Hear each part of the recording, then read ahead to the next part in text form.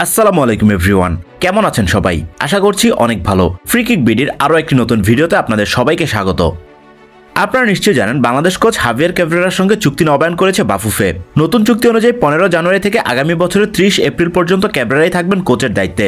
তার অধীনে এশিয়ান কাপের বাছাই পর্বে ম্যাচগুলো খেলবে বাংলাদেশ, যেখানে গ্রুপ পর্বে বাংলাদেশের প্রতিপক্ষ ভারত, হংকং ও সিঙ্গাপুর। মাঝে সাফ চ্যাম্পিয়নশিপও রয়েছে। তাই তো নতুন মেয়াদে বেশ ভালোই চ্যালেঞ্জের মুখে পড়তে হবে ক্যাভরেরাকে।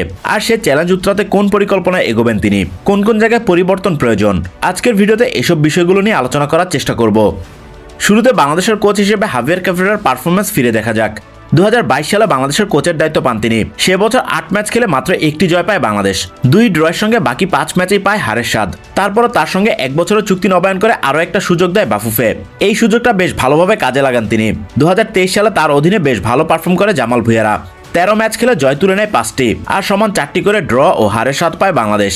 এবছরই সাফের সেমিফাইনালে খেলে বাংলাদেশ, যা ছিল দীর্ঘ 14 বছর অপেক্ষার পর।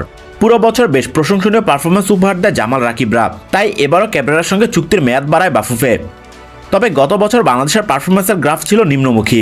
8 ম্যাচ খেলে জয় এসেছে মাত্র 2টি, আর হেরেছে বাকি 6 ম্যাচে। এখন পর্যন্ত হাভিয়ার ক্যাভরেরার অধীনে 29টি ম্যাচ খেলেছে বাংলাদেশ, যেখানে জয় 8টি, ড্র 6টি এবং হার 15টি। তার অধীনে বাংলাদেশ গোল করেছে 20টি, বিপরীতে হজম করেছে 45টি। পরিসংখ্যানের বিচারে হাভিয়ার ক্যাভরেরার পারফরমেন্স আহামরি নয়, র্যাঙ্কিংও সেভাবে উন্নতি আসেনি। কিন্তু তার অধীনে বাংলাদেশের খেলা ইতিবাচক পরিবর্তন এসেছে। তার অধীনে লড়াকু ফুটবল খেলেছে জামাল তারিকরা, তাই তো তার উপর এবারও আস্থা রেখেছে বাফুফে। এবার হাভিয়ার ক্যাভরেরার ইতিবাচক দিকগুলোর দিকে নজর দেই। তার সবচেয়ে ইতিবাচক দিক হলো খেলোয়াড়দের থেকে সেরাটা বের করে আনার প্রচেষ্টা।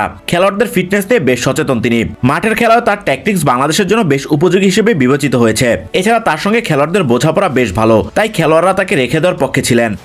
বাংলাদেশ দলে প্রপার নাম্বার 9-এর অভাব আগে থেকেই, তাই এই ঘাটতি মেটাতে বিকল্প ফরমেশনে খেলিয়ে গোলের দেখা পেয়েছেন ক্যাভরেরা। আগের মতো লো ব্লক ডিফেন্ডিং না করে শক্তিশালী দলের বিপক্ষে পাসিং ফুটবল খেলার চেষ্টা করেছে বাংলাদেশ। কখনো সফল, আবার কখনো ব্যর্থ হলেও বাংলাদেশের খেলার ধরনে ইতিবাচক পরিবর্তন এসেছে। আর এই 3 বছরে ক্যাভরেরার সবচেয়ে বড় সাফল্য 14 বছর পর সাফের সেমিফাইনালে খেলা। এছাড়া মালদ্বীপকে সে বছর 2 বার হারানোর সুখস্মৃতি রয়েছে তার। শক্তিশালী লেবাননের সঙ্গে ঘরের মাঠে ড্র করাও বড় অর্জন। এছাড়া অস্ট্রেলিয়া ও ফিলিস্তিনের মতো শক্তিশালী দলের বিপক্ষে ঘরের মাঠে বেশ লড়াকু ফুটবল খেলেছে বাংলাদেশ, যা অবশ্যই প্রশংসার দাবিদার। এবার হাভিয়ার ক্যাভরেরার নেতিবাচক দিকগুলো নিয়ে আলোচনা করি, যেগুলো পরিবর্তন করলে বাংলাদেশের পারফরমেন্স আরও উন্নত হবে বলেই আশা করা যায়। প্রতিবারই দল গঠন নিয়ে বিতর্ক থাকে।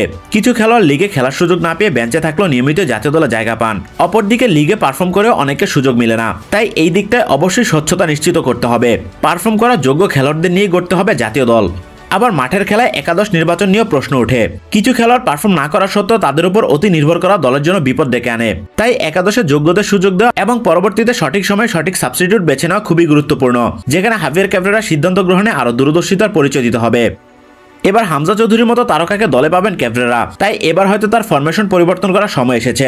সবসময় 4-4-2 ডায়মন্ড শেপ ফরমেশন আপনাকে সাফল্য দেবে না। তাছাড়া প্রতি ম্যাচে প্রপার নাম্বার 9 ছাড়া খেলে যে গোল বের করা যাবে তেমনটাও নয়। তাই এবার হয়তো ফরমেশন পরিবর্তন করার কথা ভাবতে হবে তাকে। ঘরোয়া ফুটবলে স্ট্রাইকারদের মধ্যে পিয়াস আহমেদ নোভা ও মোহাম্মদ আলামিন নজর কাটছেন। ক্যাভরেরার অধীনে অভিষিক্ত হয়ে বাদ পড়া সাজ্জাদ হোসেনও এবার ভালো করছেন, তাই এবার ফরমেশন পরিবর্তন করার কথা ভাবতে হবে তাকে। তাছাড়া হামজা চৌধুরীকে কিভাবে ব্যবহার করে দলের পারফরমেন্স আরও উপরের ধাপে নিয়ে যাবেন সে চিন্তাও করতে হবে। সব মিলে হাভিয়ার ক্যাভরেরার সঙ্গে চুক্তি নবায়ন করার সিদ্ধান্ত আপনি কিভাবে দেখছেন? আপনার কাছে কোন কোন জায়গায় পরিবর্তন আনা প্রয়োজন বলে মনে হয়? আপনার মূল্যবান মতামত অবশ্যই কমেন্টে জানাবেন। আজকের ভিডিও এই পর্যন্তই। দেখা হচ্ছে পরবর্তী ভিডিওতে। সবাই ভালো থাকুন, সুস্থ থাকুন এবং ফ্রি কিক বিডির সঙ্গেই থাকুন। ধন্যবাদ সবাইকে।